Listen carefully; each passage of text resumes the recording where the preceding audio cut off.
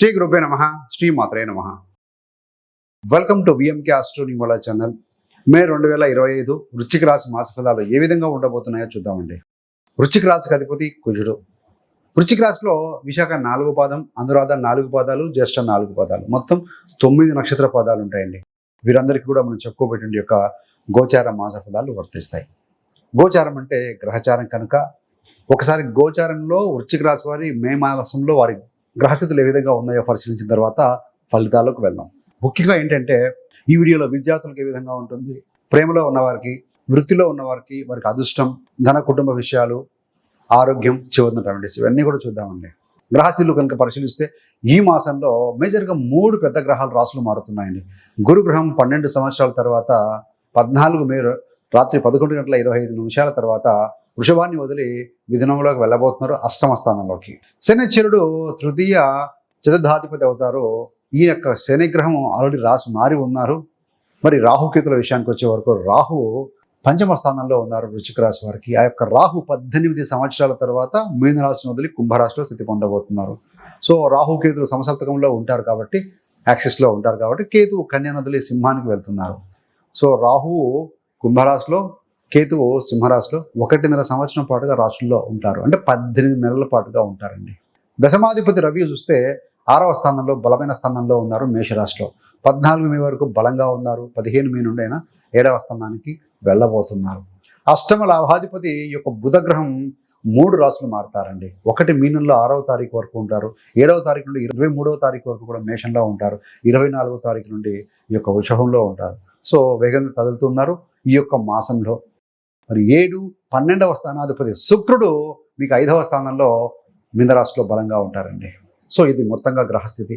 మరి విద్యార్థులకు ఏ విధంగా ఉంటుంది అంటే హైయర్ ఎడ్యుకేషన్ 5వ స్థానం, 5వ స్థానాధిపతి గురుగ్రహం 7లో ఉండి మీ రాశిని చూస్తూ ఉన్నారు. 15th మే వరకు, 15 మే వరకు మీరు తీసుకునే నిర్ణయాలు కానీ, ఏదైనా అడ్మిషన్ విషయంలో తీసుకునే నిర్ణయాలు ఏవైనా సరే కూడా పాజిటివ్గా ఉంటాయండి. మీరు ఏదైనా పరీక్షలు రాసినా, పరీక్షల రిజల్ట్ వచ్చినా కూడా పాజిటివ్గా ఉంటుంది.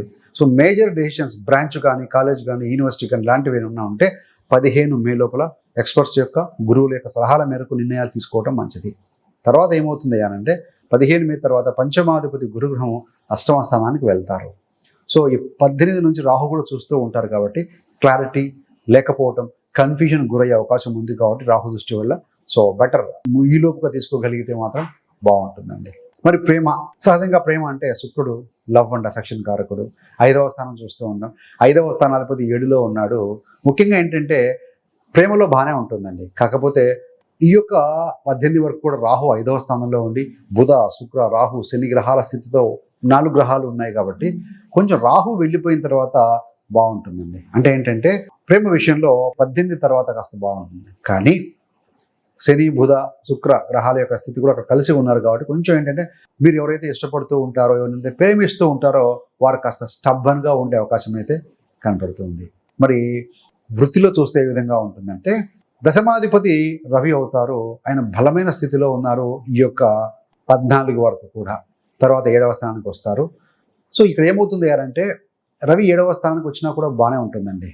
ముఖ్యంగా ఏంటంటే కేతువు 18 నుండి మీకు 10వ స్థానంలోకి వస్తున్నాడు.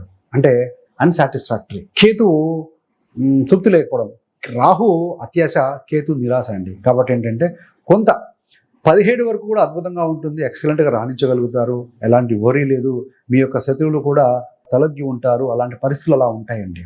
ఎప్పుడైతే కేతు వస్తారో కొంత అన్సాటిస్ఫాక్టరీ, కొంత బర్డన్, ఎంత చేసినా ఇంతే, నా కంపేర్ చేసుకోవడం, మీతోటి మిత్రులతో పోలిస్తే సో నా ప్యాకేజ్ ఇక్కడే ఉంది, ఇలానే ఉంది, అన్సాటిస్ఫాక్టరీ థాట్స్ వస్తూ ఉంటాయి. సో కాబట్టి ఏంటంటే కొంతమంది లీవ్ పెట్టడం వల్ల మీ వర్క్ పడడం లాంటిది ఉంటుంది. సో మొత్తం మీద ఏంటంటే కొంత మీ సీనియర్స్ నుండి 2వ వారంలో కొంచెం ఒత్తిడి ఎదుర్కొనే అవకాశం ఉంది ఈ యొక్క వృత్తిలో అని చెప్పాలండి. మరి వైవాహిక జీవితం చూస్తే 7వ స్థానాధిపతి శుక్రుడు బలంగా ఉన్నాడు, రాహుతో ఉన్నాడు, శనితో ఉన్నారండి. అంటే ఏంటంటే మీ యొక్క జీవిత భాగస్వామితో కలిసి ప్రయాణాలు చేస్తారు, వేరే ఊళ్ళకి వెళ్ళడం, ప్రాంతాలకు వెళ్ళడం అనేది ఉంటుందండి. మరి సెకండ్ వీక్ తర్వాత కొంచెం ఈ యొక్క వైవాహిక దాంపత్య జీవితంలో చిన్న చిన్న మాట పట్టింపు వచ్చే అవకాశం ఉంటుంది. కుటుంబాధిపతి గురుడు అష్టమానికి వెళ్తాడు. సో కాబట్టి ఆ సమయంలో కొంత సో టికప్పులో తుఫాన్ లాగా చిన్న చిన్న సమస్యలు వచ్చినా కూడా మీరు సాల్వ్ చేసుకోగలుగుతారు, ఎలాంటి ఇబ్బంది లేదు. So you have to be very very careful and పేషెన్స్గా ఓపికతో ఉండాలండి. మీ యొక్క రాశాధిపతి కుజుడు కూడా కొంచెం బలహీన రాశిలో కర్కాటకంలో ఉన్నారు కాబట్టి కొంత ఓపికతో ఉండాలండి. మరి వృత్తి చూసాం, వ్యాపారంలో ఏ విధంగా ఉంటుంది అంటే 7వ స్థానాధిపతి యొక్క శుక్రుడు 5వ స్థానంలో బలంగా ఉన్నారు. అదేవిధంగా రవి కూడాను కేంద్రాధిపతి 15 నుండి 7వ స్థానానికి వస్తారు. కాబట్టి మొత్తం మీద వ్యాపారంలో మాత్రం అద్భుతమైన ఫలితాలు ఉంటాయి. మీరు ఏంటంటే మీ యొక్క వ్యాపారాన్ని అభివృద్ధి చేసుకునే దిశలో కొత్త అడుగులు వేస్తారు. కొత్త కొత్త థాట్స్ అంటే ఆలోచనలు వస్తూ ఉంటాయి. ఇవన్నీ కూడా ఇంప్లిమెంట్ చేసే ప్రయత్నాలు చేస్తారండి. అదేవిధంగా మే 7 నుండి 15వ తారీఖు లోపల కొత్త డీల్స్ ఏదైనా అంటే వ్యాపారంలో ఏదైనా కొత్త డీల్స్ సెట్ చేసుకోవడం, ఫైనలైజ్ చేసుకోవడం కూడా నిర్ణయం తీసుకునే అవకాశం ఉంది, చేస్తారు కూడా. ధన విషయంలో ఉంది, ఆర్థిక విషయంలో చూస్తే ముఖ్యంగా ఏంటంటే ధనం కాస్త సేవ్ చేసుకోవాలండి, పోగు చేసుకోవాలి. సో మనకేంటంటే 15 వరకు బాగానే ఉంటుంది. 15 తర్వాత ధనాధిపతి గురుడు అష్టమంలోకి వెళ్ళిపోతాడు, వ్యయాన్ని చూస్తూ ఉంటాడు. సో బంధుమిత్రుల పరంగా కుటుంబ సభ్యులు లేదంటే మిత్రుల ద్వారా కూడా కొంచెం ఖర్చు కూడా గోచరిస్తుందండి. సో సెకండ్ వీక్లో 2వ వారంలో కొంత డబ్బుల విషయంలో వృధా కాకుండా చూసుకోవడం సరిపోతుంది. 15 వరకు కూడా బాగుంటుంది, ఇబ్బంది లేదు. ఈ యొక్క ఆరోగ్య విషయంలో చూస్తే ముఖ్యంగా మీ యొక్క రాశాధిపతి కుజుడు జలరాశిలో ఉన్నాడు. టైర్డ్నెస్ కొంచెం అనిపించడం, అందుకే రవి వైటాలిటీ సంబంధించి ఆరోగ్యం కారకుడు బాగానే ఉన్నాడు, కానీ కుజుడు నీచలో ఉన్నాడు కాబట్టి కొంత కడుపు సంబంధంగా డైట్ విషయంలో మీరు తీసుకునే ఆహార పానీయాల విషయంలో కొంత కేర్ తీసుకోవాల్సిన అవసరం కనపడుతూ ఉందండి. మరి ఇన్వెస్ట్మెంట్ విషయంలో చూస్తే పంచమాధిపతి గురుడు మనకు 14 మే వరకు బాగున్నారు. కాబట్టి 14 మే వరకు కూడా మీరు చేసేటువంటి ఇన్వెస్ట్మెంట్ స్టాక్ మార్కెట్లో కొంత ఆచితూచి వ్యవహరించండి. ఏదైనా తర్వాత సరే 18 తర్వాత కూడా కాస్త బాగున్నా కూడా కొంచెం మీరు పరిస్థితులను బట్టి ఎక్స్పర్ట్స్ యొక్క సలహాల మేరకు ముందుకు వెళ్తుండాల్సిన పరిస్థితి అయితే ఉంది. కుటుంబంలో శుభకార్యాలు చేస్తారు. అదేవిధంగా శుభకార్యాలు అటెండ్ కావడం కూడా అనేది జరుగుతుంది 15 లోపల. సో మిక్స్డ్ ఫలితాలు ఉన్నాయండి వీరందరికీ కూడా. వృశ్చిక రాశి వారికి శుక్రుడు బలంగా ఉన్నాడు, కంఫర్ట్స్ ఉంటాయి, వాహన సౌఖ్యం ఉంటుంది, స్త్రీ సౌఖ్యం ఉంటుంది. 2వ వారం తర్వాత ఫ్యామిలీ లైఫ్లో కొంత చిన్న ఇష్యూస్ లేకుండా చూసుకోండి. సో ప్రేమ జీవితంలో అద్భుతంగా ఉన్నా కానీ ఏంటంటే రాహు రాశి మారిన తర్వాత ఇంకాస్త బాగుంటుంది. ప్రేమలో లేని వారు కూడా ఎవరైనా కొంచెం లవ్ అఫైర్లో పడ్డం ఉంది. పర్టికులర్గా 15, 16, 17, 18 లోపల ఇంటర్ కాస్ట్ లేదా ఇంటర్ రిలీజన్ అమ్మాయిలు లేదా అబ్బాయిలతో క్లోజ్గా పోవడం అనేది జరుగుతుంది. సో కాబట్టి కొంత కేర్ తీసుకోవాలి.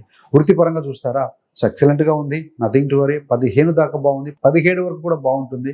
18 నుంచి ఎప్పుడైతే కేతు వస్తారో అన్సాటిస్ఫాక్టరీ వర్క్ బర్డన్, సో కొంచెం అసంతృప్తిగా ఫీల్ అయ్యే అవకాశం ఉంటుందండి. ఏది ఏమైనా టాస్క్ అయితే మాత్రం ఇన్ టైంలో కంప్లీట్ చేయగలిగిన కెపాసిటీ అయితే మాత్రం మీకు ఉంటుంది.